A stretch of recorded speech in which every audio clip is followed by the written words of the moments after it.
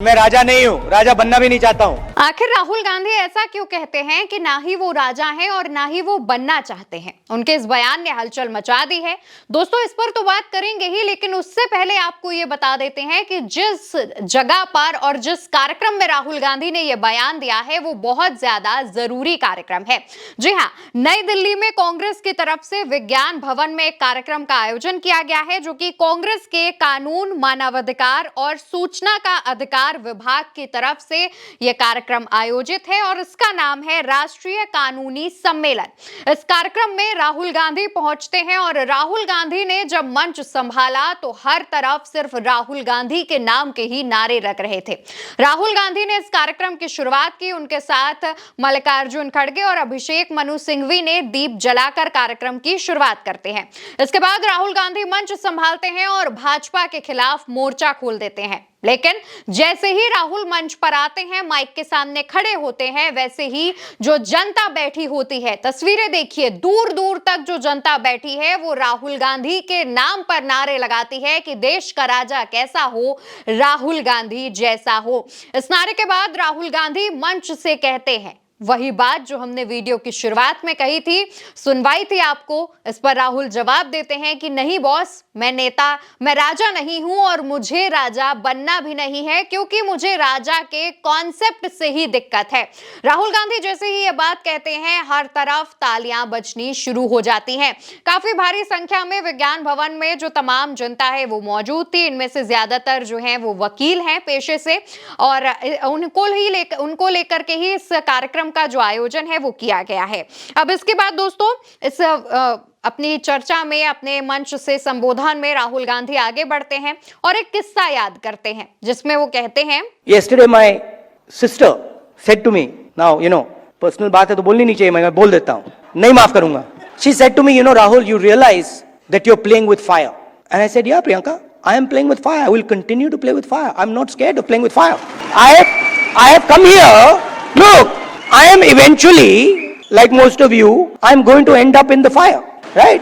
So what is the problem playing with the fire? My family has taught me do not be scared of cowards. My family has taught me that the most cowardly thing you can do ever is be scared of a coward. Rahul Gandhi अपनी बहन के साथ एक किस्से का जिक्र करते हुए बताते हैं कि उनकी बहन ने एक बार उनसे कहा था, यानी प्रियंका गांधी ने उनसे कहा था कि तुम आग से खेल रहे हो। तो राहुल गांधी ने इस पर जो जवाब दिया था वो हमने आपको बताया।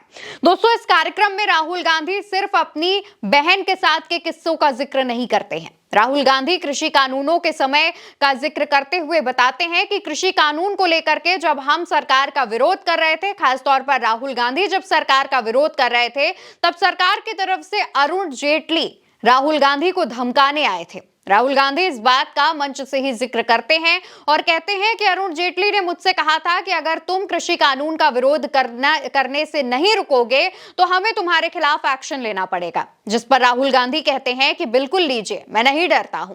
राहुल गांधी ने अपने मंच से संबोधन के दौरान कई बार इस बात का जिक्र किया कि कांग्रेस के खून में ही लगातार संघर्ष करते रहना है और संघर्ष और जो गलत चीजें हो रही हैं उसके खिलाफ आवाज उठाना है। राहुल गांधी आजादी के समय की भी बात करते हैं और कहते हैं कि जब ब्रिटिशर्स कांग्रेसियों को नहीं हिला पाए तो अब की सत्ताधारी पार्टी में तो इतना दम ही नहीं है। खुला खुला चैलेंज वो सत्ताधारी पार्टी यानी भाजपा को करते नजर आते हैं। इसी दौरान राहुल गांधी लोकसभा चुनाव और उसके बाद हुए विधानसभा चुनावों का भी जिक्र करते हैं। राहुल गांधी मंच से कहते हैं कि लोकसभा चुनाव में अगर 10 से 15 सीटें भी मोदी जी की कम आती तो मोदी जी ये चुनाव हार जाते। राहुल गांधी कहते हैं कि लोकसभा चुनाव में हमारा प्रदर्शन काफी अच्छा रहा, काफी बेहतर रहा, लेकिन इसके बाद जब विधानसभा चुनाव हुए और हमारी विधानसभाओं में सीटें कम होनी शुरू हो गई तो मैंने इस पैटर्न पर ध्यान दिया और मैंने पाया कि किस तरीके से एक बड़े लेवल पर जो गड़बड़ी है वो हमारे खिलाफ की जा रही है।